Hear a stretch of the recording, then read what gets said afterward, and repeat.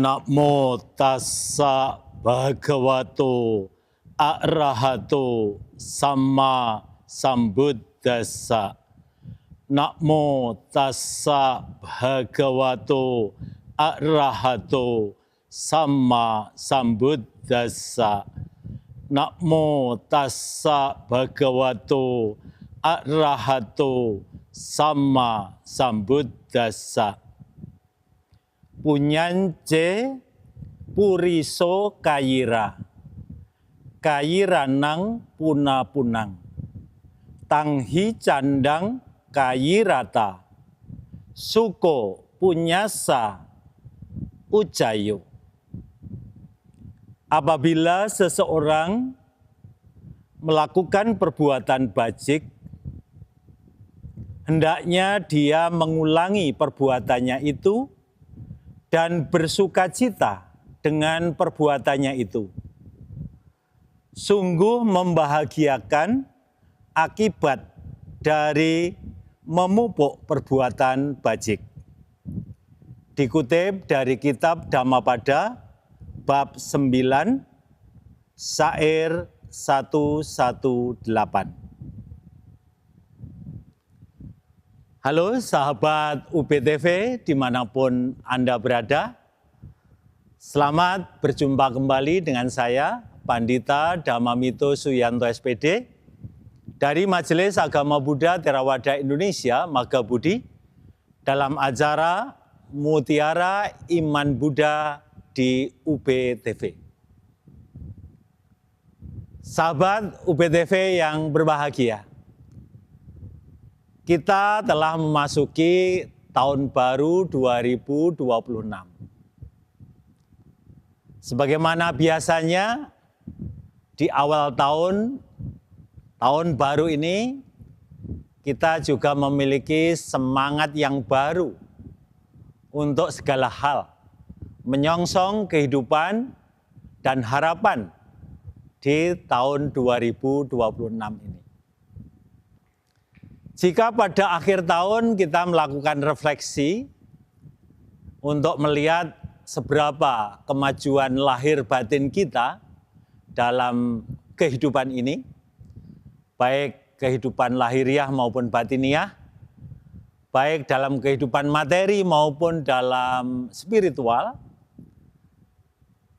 yang sudah berhasil atau sesuai harapan tentu harus kita tingkatkan. Sedangkan yang belum sesuai dengan harapan, sebagaimana yang direncanakan pada awal tahun sebelumnya, tentu harus dievaluasi. Apa saja kekurangan kelemahannya untuk diperbaiki pada tahun berikutnya. Nah, mengawali tahun baru ini adalah momen yang sangat baik untuk melakukan resolusi, peneguhan ulang tekad. Tekad apapun tentu untuk kemajuan kita. Ya, kemajuan dalam kehidupan duniawi maupun kemajuan dalam kehidupan spiritual. Nah, pada kesempatan yang baik ini saya ingin mengetengahkan sebuah topik, yaitu menumbuhkan tekad berbuat bajik di awal tahun. Mengapa topik ini dirasa penting? Ya, sebagaimana semangat baru di awal tahun itu, seyogianya kita juga memperbarui, meneguhkan kembali tekad untuk berbuat bajik. Kenapa tekad berbuat bajik ini perlu diteguhkan, perlu ditumbuhkan terus-menerus, apalagi di momen awal tahun? Ya, karena sesuai dengan hukum karma dalam agama Buddha, bahwa setiap individu itu bertanggung jawab penuh atas kehidupannya sendiri. Bahagia atau menderita, surga atau neraka kehidupannya adalah tanggung jawab penuh diri pribadinya. Bunyi hukum karma menyebutkan bahwa sesuai dengan benih yang ditabur, begitulah buah yang akan dipetiknya. Pembuat kejahatan akan menerima akibat kejahatan, pembuat kebajikan juga akan menerima buah dari kebajikan. Oleh karena itu, taburlah biji-biji benih, dan engkau pula lah yang akan memetik buah-buah daripadanya. Ini Samyutta Nikaya 1.227. Nah, sekali lagi bahwa dalam agama Buddha, setiap individu bertanggung jawab penuh atas kehidupannya. Bahagia menderita, baik buruk, surga neraka, tanggung jawab penuh individu itu sendiri. Nah, kalau evaluasi di tahun sebelumnya kita merasakan kehidupan kita antara bahagia dan menderitanya kok lebih banyak menderitanya. Antara surga nerakanya kok lebih banyak nerakanya. Ya tentu kita harus mawas diri, introspeksi diri. Nah di tahun ini, awal tahun ini tentu sangat tepat kalau kita memperbarui tekad, memperbarui semangat, terutama untuk menumbuhkan kebajikan. Kenapa?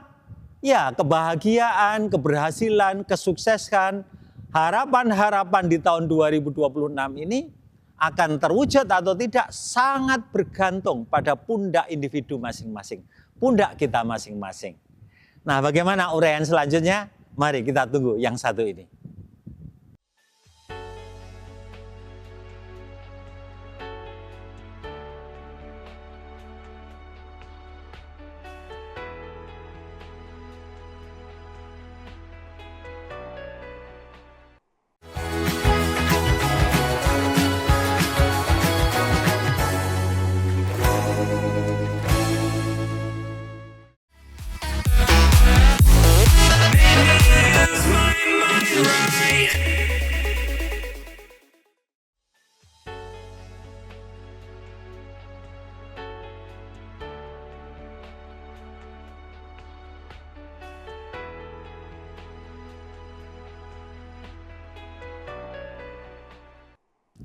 Ya baik sahabat UBTV dimanapun Anda berada.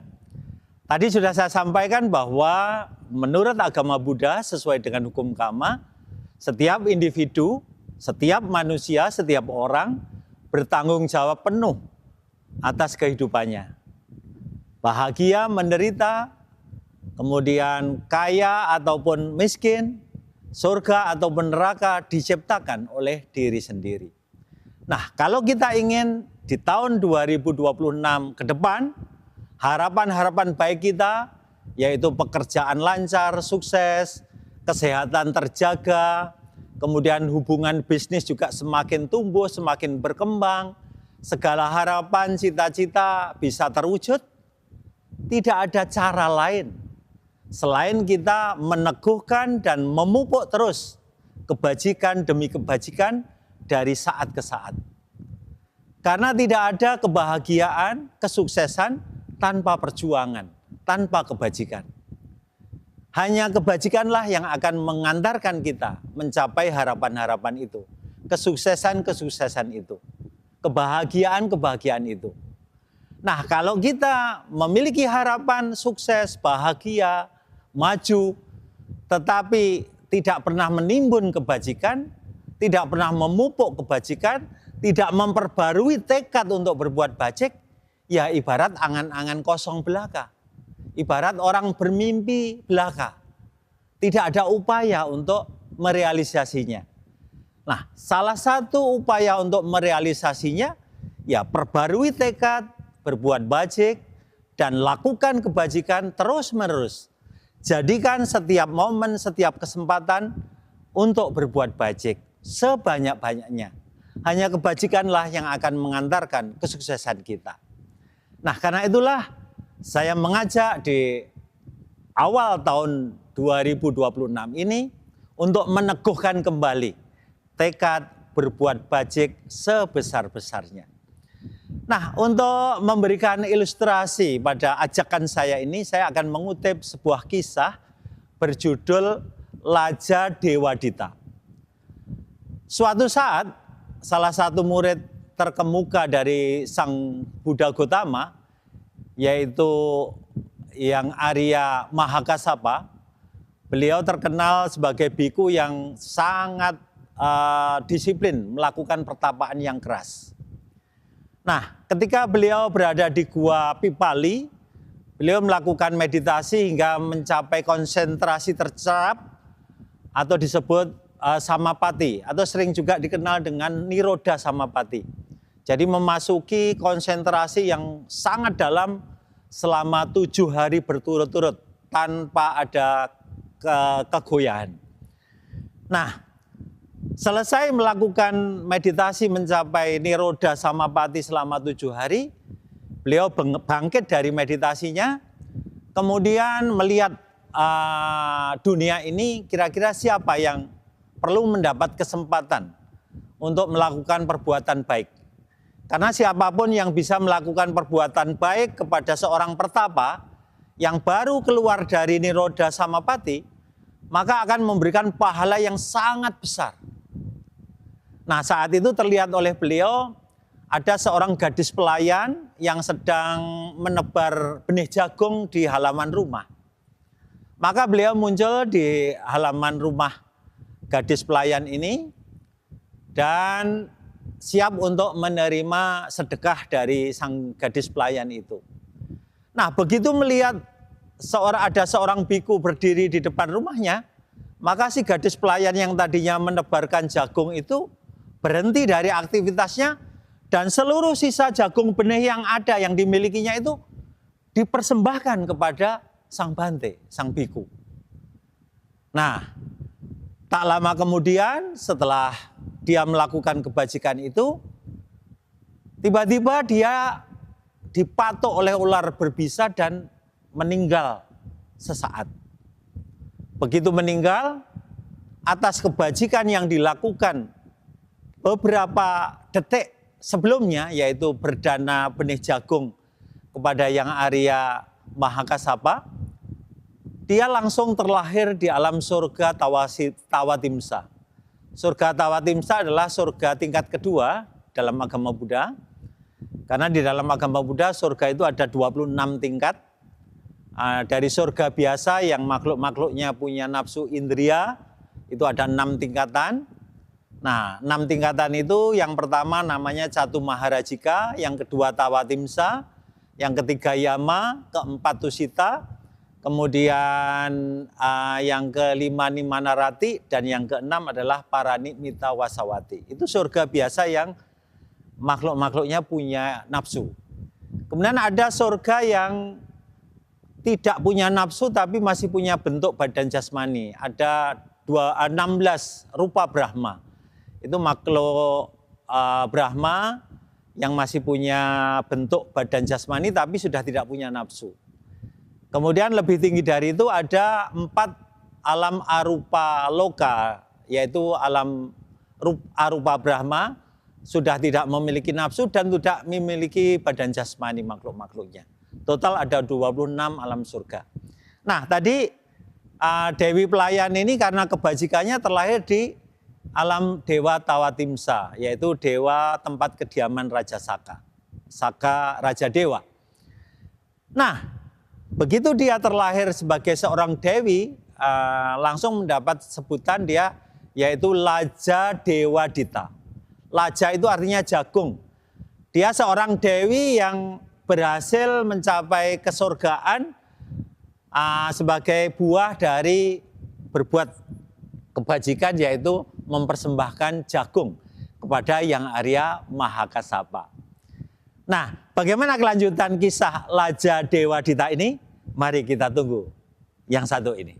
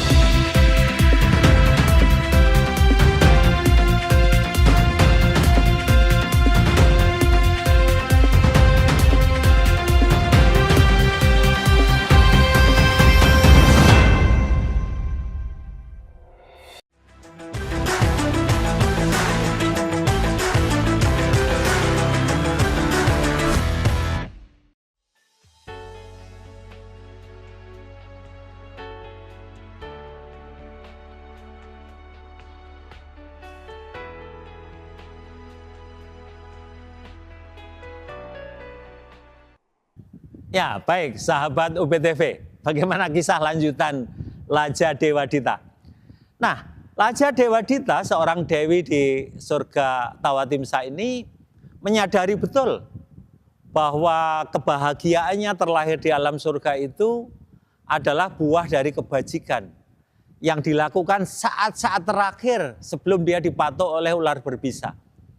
Nah, karena menyadari keberkahannya yang demikian besar, dia menginginkan agar anugerahnya, kebahagiaan lahir sebagai seorang dewi di alam surga ini bertahan lama, tidak cepat-cepat berlalu.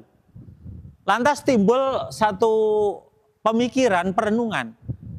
Karena dia berbuat baik meskipun sesaat sebelum ajal tiba, tapi buahnya begitu besar, begitu luar biasa, terlahir di alam surga, maka dia merasa terdorong untuk mengulang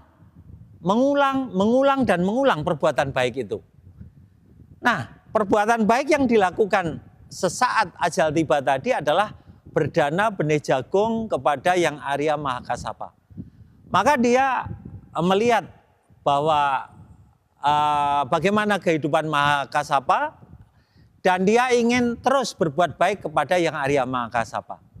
Karena itu dia menetapkan diri setiap pagi dia akan mendatangi wihara tempat kediaman Yang Arya Mahakasapa untuk mengulang kebajikan-kebajikan dan menambah kebajikan-kebajikan terus agar kebahagiaannya, surga yang didapatkannya bisa bertahan lebih panjang, lebih lama. Apa yang dilakukan setiap pagi oleh seorang dewi ini? Ya, dia berbuat baik dengan membersihkan lingkungan wihara tempat kediaman Yang Arya Mahakasapa. Kemudian mengisi bak-bak air dengan air untuk mandi para biku dan juga Yang Arya Mahakasapa maupun para samanera, siswa-siswa beliau. Dan juga melakukan kebajikan-kebajikan lain di lingkungan wihara tempat kediaman Mahakasapa Thera ini. Nah, itu dilakukan tiap hari, tiap pagi, terus menerus. Nah, begitu Yang Arya Mahakasapa melihat bahwa lingkungan wiharanya bersih, pagi hari bangun tidur, bak-bak sudah terisi dengan air, dan kamar mandinya bersih semuanya, lingkungan wiharanya bersih, kemudian ya semua tertata rapi, wihara itu jadi asri, taman-taman ditata begitu rupa, menjadi indah, menjadi sangat menawan. Yang Arya Kasapa mengira itu adalah dharma bakti dari para samanera siswanya. Dia merasa senang, wah siswa-siswanya betul-betul tahu diri, berdisiplin diri, bekerja keras untuk kebaikan. Tapi lama-lama akhirnya Yang Arya Kasapa bisa melihat ternyata yang melakukan pekerjaan kebajikan itu bukanlah samanera-samanera siswanya, tapi seorang dewi yang datang sendiri tiap pagi. Kemudian Yang Arya Mahakasapa berusaha untuk menemui Dewi Laja Dewadita ini, kemudian memperingatkan bahwa untuk berikutnya agar Dewi ini tidak datang lagi untuk melakukan pekerjaan-pekerjaan di wihara. Kenapa? Ya kalau tiap pagi ada seorang Dewi datang ke wihara, seorang diri melakukan pekerjaan-pekerjaan di wihara, nanti akan menimbulkan gunjingan dari banyak orang, dari masyarakat luas. Bagaimana tiap pagi ada seorang Dewi datang ke tempat kediaman para biku. Padahal para biku itu hidup selibat, hidup tidak berumah tangga. Tidak lagi istilahnya berhubungan dengan para wanita. Nah, supaya tidak menimbulkan gunjingan, maka Yang Arya Mahakasapa ya meminta Dewi itu untuk menghentikan aktivitasnya. Begitu diperingatkan oleh Yang Arya Mahakasapa, Dewi ini merasa sedih, menangis dan meratap.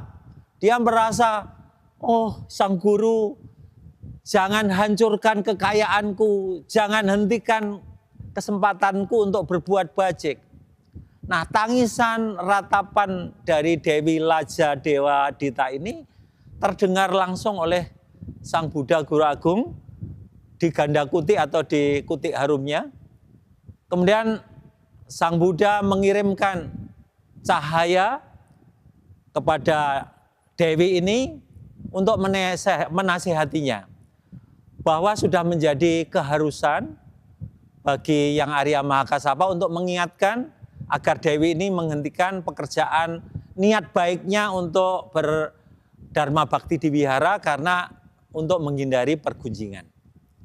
Kemudian Sang Buddha memberikan sabda, yaitu sebagaimana saya sitir dalam Dhammapada 118 tadi, yaitu apabila seseorang berbuat bajik, hendaknya ia mengulangi perbuatannya itu dan bersukacita dengan perbuatannya itu.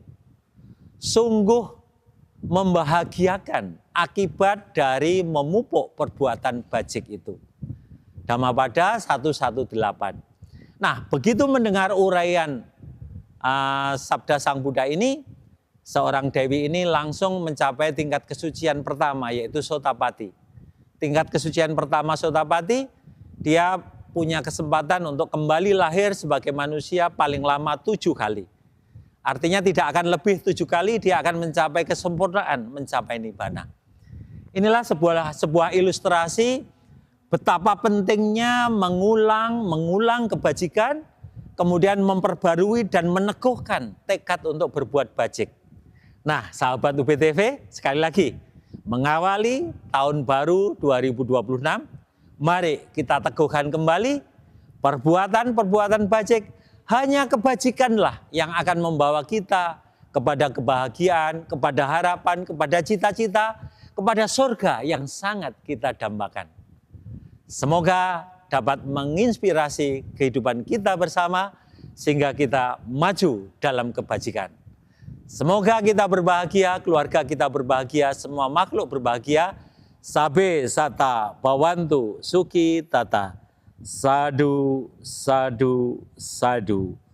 Soti hontu, namo buddhaya.